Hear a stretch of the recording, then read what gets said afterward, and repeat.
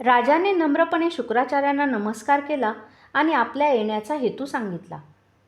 शुक्राचार्य म्हणाले, मी आपल्यासोबत यायला एका अटीवर तयार आहे. राजा वृषपर्वा म्हणाला, गुरुदेव, आपली अट आम्हाला मान्य असेल. ही माझी लाडकी लेक देवयानी, तिचा झालेला अपमान मी सहन करणार नाही. तसे झाले तर मी त्याच वेळी आपला त्याग करीन. गुरुवर्य, आपली अट आम्हाला मान्य आहे. आनंदित झालेला वृषपर्वा म्हणाला, आम्ही देवयानीची पोटच्या मुलीप्रमाणे काळजी घेऊ. मी दानवांचे आचार्यपद स्वीकारायला तयार झालोच आहे, तर आपल्याला मी एक आनंदाची बातमी सांगणार आहे. कोणती बातमी आचार्य? मी कठोर तप करून संजीवनी विद्या प्राप्त करून घेतली आहे. संजीवनी विद्या म्हणजे? संजीवनी विद्येच्या जोरावर मी मेलेल्यांना परत जिवंत करू शकतो. म्हणजे युद्धात एखादा वीर गतप्राण झाला तर तो परत जिवंत होईल?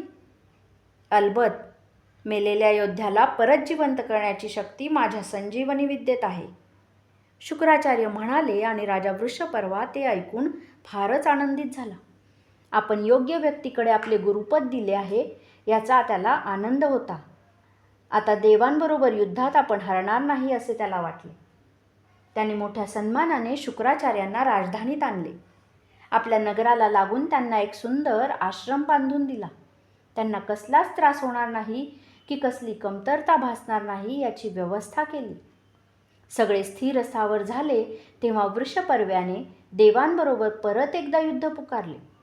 या दानवांचा कितीही वेळा पराभव केला तरी त्यांची युद्धाची खुमखुमी संपत नाही.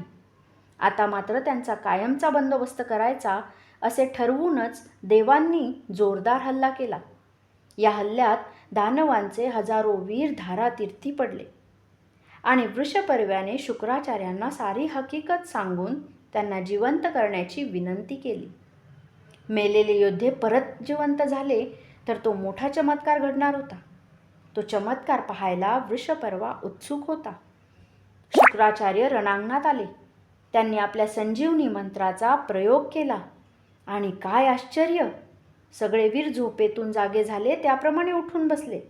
सगळ्यांनी शुक्राचार्यांचा मोठा जय जयकार केला.